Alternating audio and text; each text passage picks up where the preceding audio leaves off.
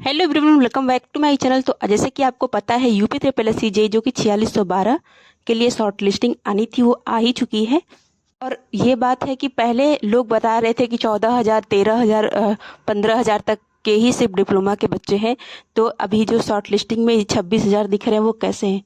तो मैं आपको बता रही हूँ, ये 26,000 जो दिख रहे हैं, जिसने अगर एक जो स्पेसिफिक था बॉक्स, चेक बॉक्स, उसको नहीं क्लिक किया है, यानी कि वो बीटेक वाला था, ग्रेजुएशन वाला था और सिर्फ डिप्लोमा पे फॉर्म भर दिया है, उसका भी आया है। तो सारे लोग जो बीटेक वाले हैं, कुछ लोगों का भी, उन लोगों का मतलब कुछ उन लोगों का भी आया है।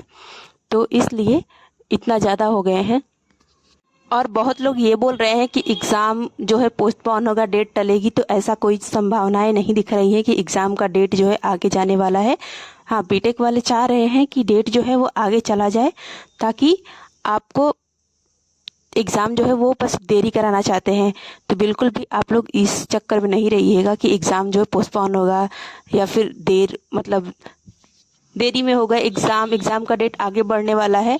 इस चक्कर में बहुत लोग पढ़ाई नहीं करेंगे, जिससे कि वो नहीं हो पाएंगे सेलेक्ट। बस यही एक रणनीति बनाई गई है कि आपको एग्ज़ाम के पेपर देने से डाइवर्ट करना है। बहुत सारे लोग आयोग गए थे तो वहाँ पे ये पता चला है कि आयोग के पास ऐसी कोई सुविधाएं नहीं है, ऐसी कोई जो व्यवस्था नहीं है जिससे कि वो पहचान पाए कि कौन बीटेक का है, कौन डिप्लोमा का है। आयोग की प्लानिंग है सारे बच्चों का एग्जाम कराने का, चाहे वो बीटेक का हो चाहे डिप्लोमा का हो। जितने लोगों का शॉर्ट लिस्टिंग निकाला है सारे का एग्जाम होगा। तो आप पूरे तरीके से प्रिपेयर होना 26,000 बच्चों के साथ कंप्लीट एग्जाम देने के लिए। और हाँ, आयोग ये भी बोला है कि अगर आपका जो भी सीट बचता है डीवी के बाद, अगर ये लोग फर्जी पाए गए और सीट जो आप खाली जाएगा उसके लिए सेकंड लिस्ट निकाली जाएगी। एक भी सीट आपका खराब होने नहीं देंगे, ऐसा बोला है उसने। बट ठीक है, आयोग का क्या ही भरोसा, देगा कि नहीं देगा। अब उससे क्या मतलब है। पहले ही आपको अच्छे तरीके से अपनी तैयारी बना करके रखनी है, ताकि आप अपना एक सीट तो पक्का फिक्स कर पाओ इस जॉब में, यूपी ट्रिपल एस जेई 4612 की वैकेंसी में, जो कि बहुत ही बड़ी वैकेंसी है, छोटी तो है नहीं। 4612 भाई कभी आज तक आई नहीं है और ना ही आने वाली है। आने की तो कोई संभावना ही नहीं है कि इतनी वैकेंसी फिर कभी आए। तो ये बहुत कम, और इसमें कंपटीशन ये है कि बहुत कम है, क्योंकि बहुत सारे बच्चे प्रिपेयर नहीं थे कि हाँ इससे वैकेंसी आ जाएगी। बहुत लोग पेट का फॉर्म नहीं भरे थे, फिर बहुत लोग इस फॉर्म को भी छोड़ दिए। तो किसी को इतना आइडिया नहीं था। बस इतना ही। और आपको अगर कोई भी न्यूज़ आती है तो ज़रूर से बताई जाएगी।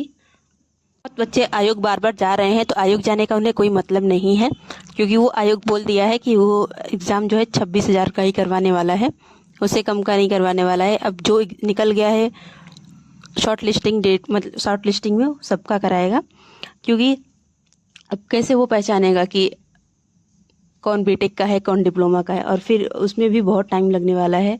अगर कोई वो निकालता है नियम रूल, तो फिर आपका एग्ज़ाम जो है टालना पड़ेगा आगे। तो इससे कोई मतलब नहीं है। आपका डीवी में ही वो उसी टाइम देख लेगा कि कौन रियल है डिप्लोमा का, कौन फेक फॉर्म फिल किया है। और जो फेक फॉर्म फिल किया है वो एग्ज़ाम देने जाएगा और वो डीवी में पाया जाएगा कि उसने डिप्लोमा नहीं किया है और ऐसे ही फॉर्म भर दिया है, तो उसके ऊपर एक कोई कार्यवाही भी की जाएगी, जिससे कि वो मतलब कभी लाइफ में गवर्नमेंट जॉब की कोई भी फॉर्म नहीं भर पाएगा।